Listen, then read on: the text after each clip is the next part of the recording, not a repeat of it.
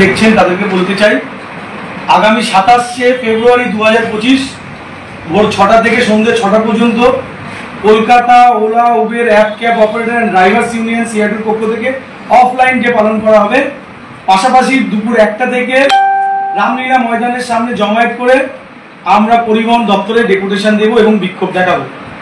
আপনাদেরকে আমরা এটাও জানাতে চাই, আমরা বাধ্য হয়েছি, পশ্চিমবঙ্গের সাধারণ মানুষের কাছে আমরা বলতে চাই, আমরা অফলাইন করতে বাধ্য হচ্ছি।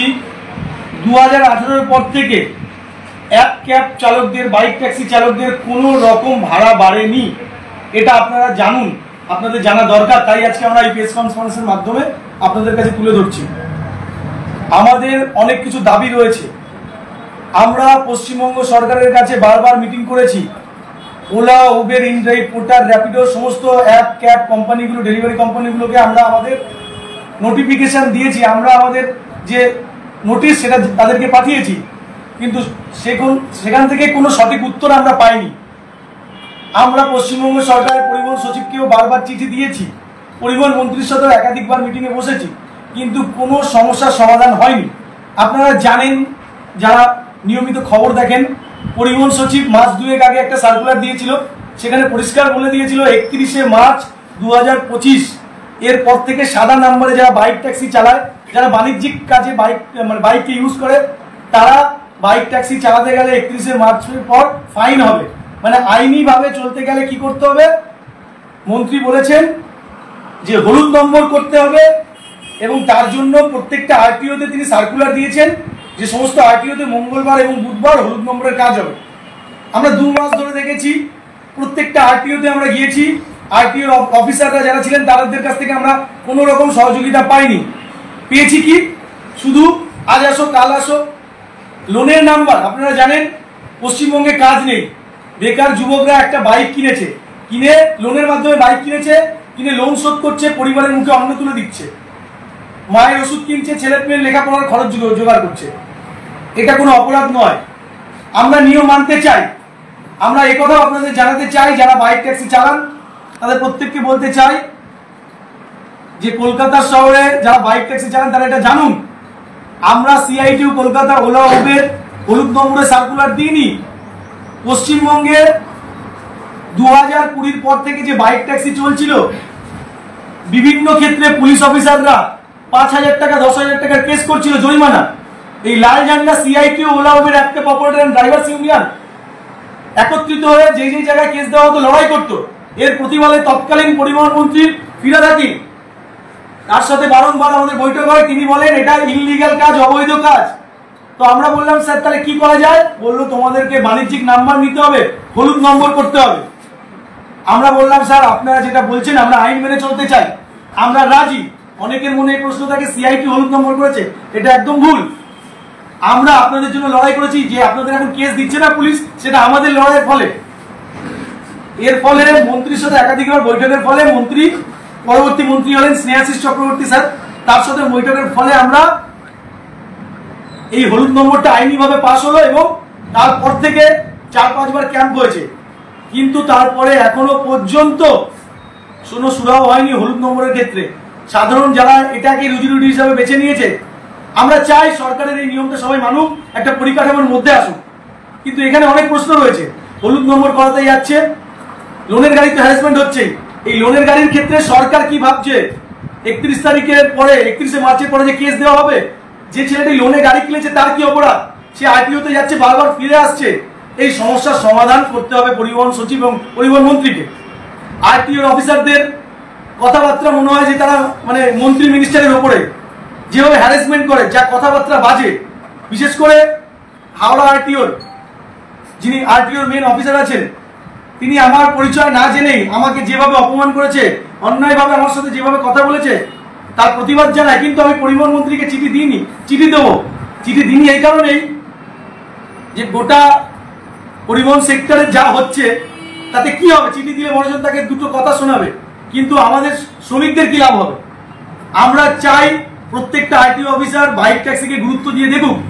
গত মঙ্গলবার বারাসাত আরটিওতে গিয়েছিলাম, বারাসাত আরটিওতে গিয়ে বড়বাবুর কাছে হাত জোড়া করতে হয়েছে আমাকে, স্যার একটু করে দিন, লোনের নাম্বারটা তো হচ্ছে না, সেটা ব্যাপার, আইনি ব্যাপার আছে।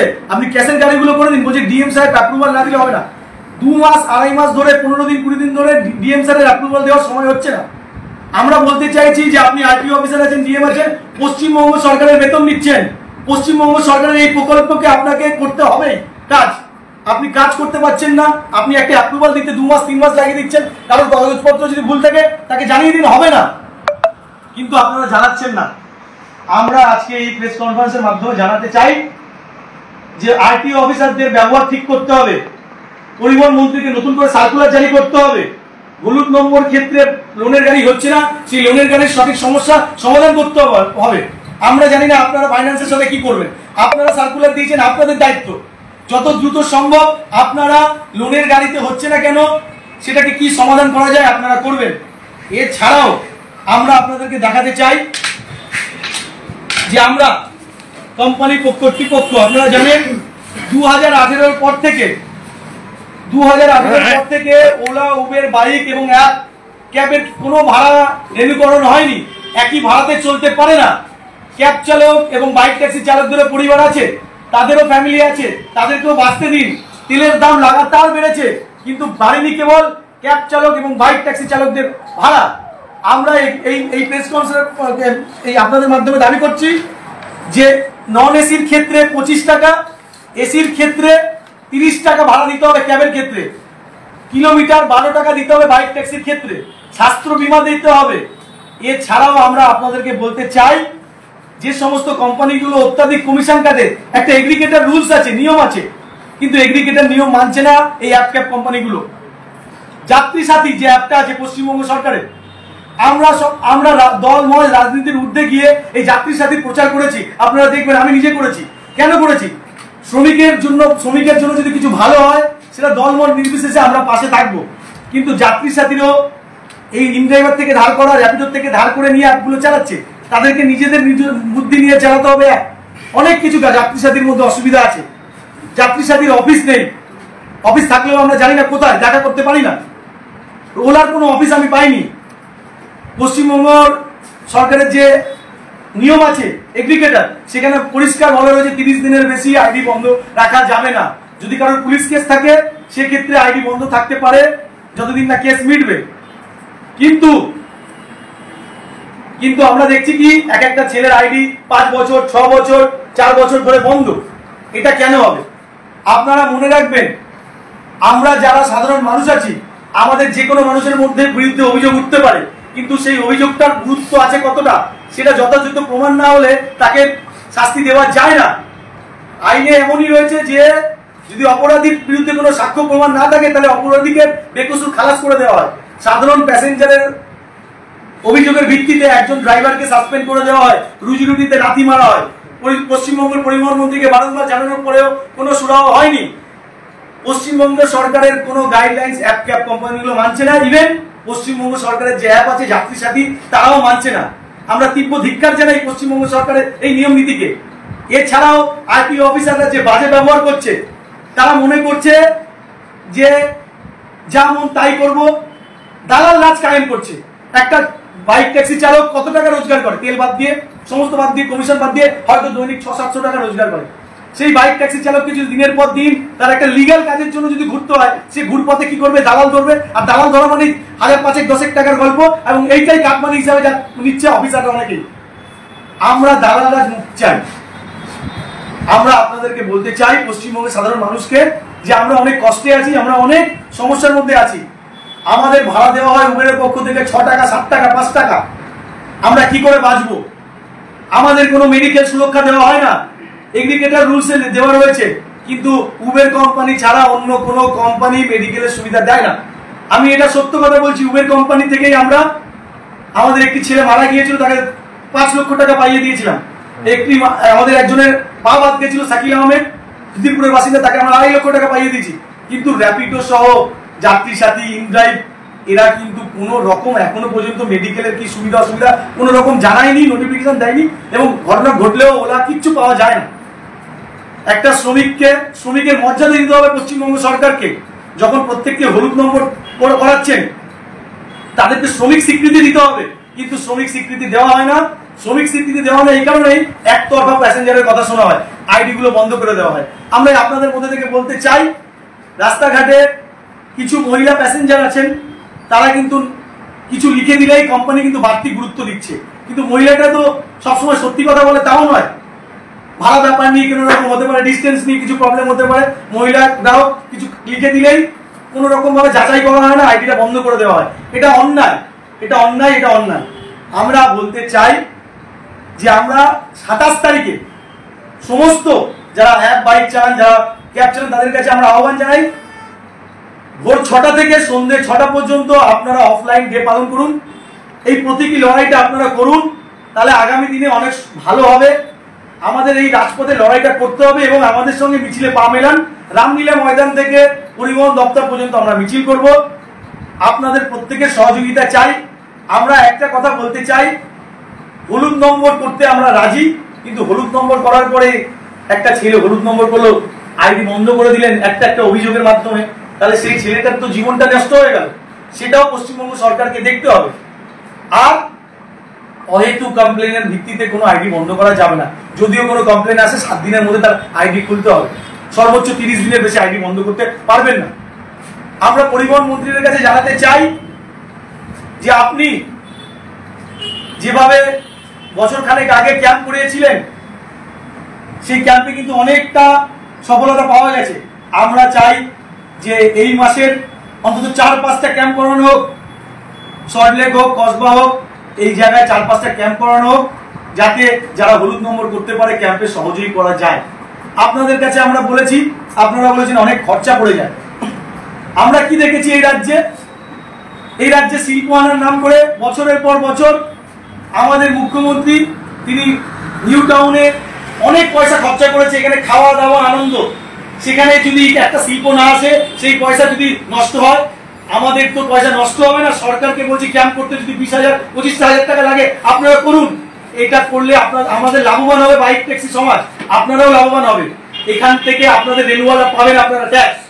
আর ওইখানে যে শিল্প হচ্ছে, এই এত বছর একটাও শিল্প আসেনি, ওটা নষ্ট হয়েছে। 20-30,000 টাকা আমাদের জন্য যদি ক্যাম্পে খরচা হয়, তাহলে সরকারকে উচিত কত লক্ষ লক্ষ টাকা ক্লাবকে বিতরণ করে কত কোটি কোটি টাকা নষ্ট করা হয়েছে।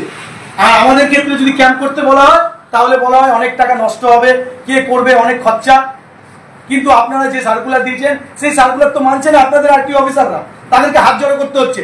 আমাদের ট্যাক্সে তাদের বেতন হয়, আমাকে হাত জড়ো করতে হচ্ছে। এর কতদিন চলতে পারে? আমরা আপনাদের কাছে বলছি, সাধারণ মানুষদেরকে, আমরা অনেকটা দেওয়ালে পিঠ থেকে গেছে। আমাদের 27 তারিখে যদি আমাদের সঙ্গে পরিবহন মন্ত্রী না বসেন, আমাদের দাবি না মানেন, আমরা কোম্পানিগুলোকে আর চাপ দিতে পারবো না। কোম্পানিগুলোকে নিয়ন্ত্রণ করছে পশ্চিমবঙ্গ সরকার, লাইসেন্স তাদের হাতে, তারাই তো আন্ডার টেবিল অনেক কিছু বোঝাপড়া হয়ে যাচ্ছে। আমরা সব বুঝতে পারছি, আপনারা যারা চালান তাদেরকেও বুঝতে হবে। একটা কোম্পানি 30%-40% কমিশন কাটছে, প্রতিবাদ করার কেউ নেই। আমরা রাজপথে আছি, লাল ঝান্ডা রাজপথে আছে, সিআইটি ওলা ওভার প্রতিবাদ করবে। আমরা যদি 27 তারিখে সুরাহ না পাই, তাহলে কিন্তু লাগাতার আমরা প্রয়োজনে ধর্মঘটের পথে যেতে পারি। লাগাতার কিন্তু অফলাইন দিয়ে চলতে হবে, সেটা আমরা আপনাদের আবার জানিয়ে দেবো। আমরা এখানেই আরো আমার কিছু বলার আছে, আমাদের সাথীরা বলবেন। তো আমাদের ইউনিয়নের সহ সম্পাদক কমরেড সোহাগ খান বলে দিয়েছে। শুধু আমি কয়েকটা কথা বলতে চাই, যে বাইক ট্যাক্সি চালকরা যেভাবে অসংগঠিতভাবে সারা পশ্চিমবঙ্গ জুড়ে আছে, এবং বিশেষ করে কলকাতা এবং তার পারিপার্শ্বিক অঞ্চলে, তো তারা হচ্ছে তাদের রুটি রুটির জন্য কলকাতায় এসে কাজ করছে। এই বাইক ট্যাক্সি চালকদের পরিমাণ দিন দিন বেড়ে যাচ্ছে। দিন দিন বেড়ে যাওয়ার ফলে যেটা হচ্ছে, ভাড়ার পরিমাণ কমছে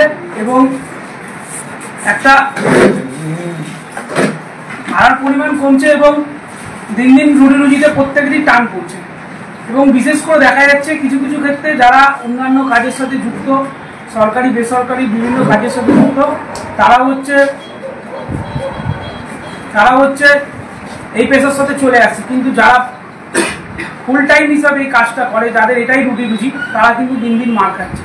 সেই জায়গাটা যাতে না হয়, সরকার একটা সিদ্ধান্ত নিয়েছিল যে যারা এই পেশার সাথে যুক্ত তারা হলুদ নাম্বার করে কাজ করুক। আমরা Kolkata Ola Uber app cab operators and drivers union সিআইটির পক্ষ থেকে এই প্রস্তাবকে আমরা সমর্থন করেছিলাম, যাতে এই যে বাইক ট্যাক্সি চালকরা যাদের কোনো আইডেন্টিটি নেই, তারা অসংগঠিতভাবে কাজ করছে, তারা যাতে বাইক ট্যাক্সি চালকের মর্যাদা পায়, তাদের যাতে হলুদ নাম্বার হয়, আগামী দিন তাদের যাতে সামাজিক বিভিন্ন সুরক্ষার আওতায় আনা যায়, এই সমস্ত বিষয়কে চিন্তা রেখে আমরা এই প্রস্তাবে রাজি হয়েছিল। কিন্তু বর্তমানে যেটা দেখা যাচ্ছে, এই হলুদ নাম্বার করতে গিয়ে একাধিক বাস, সরকারের নির্দিষ্ট কোনো কথার কোনো দাম নেই। তারা একরকম বলছেন, আরটিওগুলো একরকম কাজ করছে। এর ফলে কী হচ্ছে, হয়রানির শিকার হচ্ছে বাইক ট্যাক্সি চালকরা। তারা এমনিতেই যা বাজারের পরিস্থিতি, এমনিতেই 2018 সালের পর থেকে কোনো ভাড়া রিস্ট্রাকচারিং হয়নি। আজকে 10 টাকা কিলো আলু যখন ছিল, 60 টাকা পেট্রোল ছিল, তখনই যা ভাড়া, আজকের দিনে দাঁড়িয়ে 106 টাকা পেট্রোল, তেল, আলু, ডাল, চাল, প্রত্যেকটা জিনিসের দাম বেড়েছে, আজকেও সেই ভাড়া। তাই সাধারণ মানুষকেও বুঝতে হবে, কোম্পানিগুলোকেও বুঝতে হবে আমরা কেন আন্দোলনে যাচ্ছি। কারণ আমাদের দেয়ালে পিঠ থেকে গেছে, এরপরে আমাদের আর কিছু করার নেই, কারণ আমাদেরও বাঁচতে হবে। তাই এই বিভিন্ন কিছু ছাড়া কোম্পানিগুলোর অনেক গাফিলতি, অনেক কিছু অন্যায়, অত্যাচার, শোষণ আছে কোম্পানিগুলো, তার বিরুদ্ধে আমরা লড়ছি। কারণ কোম্পানিগুলো একতরফা কাস্টমারের কথা শুনে আইডি বন্ধ করে দেয়। কোম্পানিগুলো বিভিন্ন ইনসেন্টিভ দেওয়ার প্রলোভন দেখায়, কিন্তু বাস্তবে তা দেয় না। কোম্পানিগুলো আমাদের পার্টনার বলে, কিন্তু পার্টনার হিসেবে আমাদের যে অধিকার পাওয়ার কথা তা আমরা পাই না, তার থেকে বঞ্চিত। কারণ তারা আমাদের পার্টনার বলেন এই কারণে, কারণ সরকারি যে একজন শ্রমিক বলে, শ্রমিককে যে তার মর্যাদা দিতে হবে, তার যা প্রাপ্য অধিকার দিতে হবে, সেই থেকে বঞ্চিত করার জন্য এটা একটা আইনিভাবে করা যে আমরা তাদের পার্টনার। তো এই সমস্ত কিছুকে মাথায় রেখেই আমাদের লড়াই। এই লড়াই হচ্ছে আগামী 27 তারিখ আমরা অফ ডে পালন করছি। শুধু আমাদের ইউনিয়ন নয়, আমাদের ইউনিয়ন ছাড়াও যে বৃহৎ আকারের বাইক ট্যাক্সি চালক এবং অ্যাপ ক্যাব চালকরা আছে, প্রত্যেককে আমি অনুরোধ করব আমাদের সাথে আপনারা এই আন্দোলনে সামিল হন, অফ ডে পালন করুন এবং আমাদের যে মিছিল আছে রামলীলা ময়দান থেকে, ওই মিছিলে অবশ্যই আপনারা উপস্থিত হন। কারণ লড়াই না করলে এই সরকার, এই কোম্পানিগুলো শুনবে না। কারণ এরা হচ্ছে বর্বর থেকেও বর্বরের জায়গায় চলে যাচ্ছে। এদের আলাদা রকমভাবে এরা দুর্নীতির সাথে যুক্ত, এদের নেতা মন্ত্রীরা দুর্নীতি করে এরা দিন কাটিয়ে নিচ্ছে, কিন্তু গরিব খেটে খাওয়া সাধারণ মানুষরা তারা দিন দিন আরও তলানিতে চলে যাচ্ছে। তাই মানুষকে এখন সময় এসছে রুখে দাঁড়ানোর। আমাদের সাথে আন্দোলনে আপনারা প্রত্যেকে সামিল হন এবং 27 তারিখ লড়াইয়ের ময়দানে প্রত্যেকের সাথে দেখা হবে। আরও একটি গুরুত্বপূর্ণ বিষয় আমি বলতে চাই, দেখবেন ভিএলটিটি ক্যাব চালকদের ক্ষেত্রে ভিএলটিটি, এই ভিএলটিটির যে প্যানিক বাটন আছে, সেটা কিন্তু যখন প্যাসেঞ্জার বিপদে পড়ে পুলিশ আসে না, ড্রাইভার যখন বিপদে পড়ে যখন প্যানিক বাটন ক্লিক করে কোনো সহযোগিতা পাওয়া যায় না। তাই আমরা চাইছি এই প্যানিক বাটনের ব্যাপারটা নিয়ে পশ্চিমবঙ্গ সরকার নতুন করে কিছু ভাবুক। প্রয়োজনে এখানে যে রিচার্জ করতে অনেক টাকা, সেটা কমাতে হবে, এই দাবিও আমরা রাখছি। সর্বপ্রথম জানাই কলকাতা উল্লম্বে আজকে অপারেটর ড্রাইভার্স ইউনিয়ন থেকে আমাদের সহসম্পাদক সোহাগ খান এবং আমাদের রনিল মিত্র অনেকটাই বলছেন। দুটো কথা বলবো, পুলিশের হয়রানি এটা বন্ধ করতে হবে এবং একটা যখন কমার্শিয়াল নাম্বার করতে চাইছে, যখন যাদের লোনে গাড়ি আছে, একটা অফার লেটার পেতে গেলে 3 বার হাঁটতে হচ্ছে, যেখানে ক্যাম্পের সময় আমাদের এক চান্সে হয়ে গেছিলো। তারা বলছে যে এই টেবিল থেকে ওই টেবিল যাও, ওই টেবিল থেকে ওই টেবিল যাও, আরেকটা টেবিলে যাও, এরকম বারবার ঘোরার পরে যখন 4টে বেজে যাচ্ছে, অফিসে ছুটি হয়ে যাচ্ছে, তখন বলছে কালকে এসো। একটা দিক ছেলে কাজ কামাই করে নিজের রুটি বন্ধ করে বারবার আরটিও দিয়ে যাচ্ছে, সে কসবা আরটিও, আলিপুর আরটিও, বেলতলা, একই সিস্টেমে সব চলছে। একটা অফার লেটার পাচ্ছে না, যদিও অফার লেটার যদি বা কষ্ট করে বার করে, লোনের যে এনওসিটা পাচ্ছে না। এনওসি যে ফিনান্সের এনওসি আছে, এনওসি দিতে চাইছে না। তারা বলছে এই লেটার লিখে নিয়ে আসতে হবে, ওই লেটার লিখে নিয়ে আসতে হবে। একটা সাধারণ ছেলে 400-500 টাকা কামায়, সাথে একটা কমার্শিয়াল নাম্বার করতে 1 সপ্তাহ কামাই লাগে, তারপর তো ছুটি আছে সরকারিতে, তখন তারা কি করবে? তা আমি দ্রুত চাইবো এই সমস্যার সমাধান করতে হবে এবং পুলিশের হয়রানি বন্ধ করতে হবে। 5,000-10,000 টাকা কেস, এবং যাদের লোনে গাড়ি আছে তাদের কমার্শিয়াল নাম্বার 31শে মার্চের মধ্যে 2-3টে ক্যাম্প করে পুরো করে দিতে হবে। আপনাদের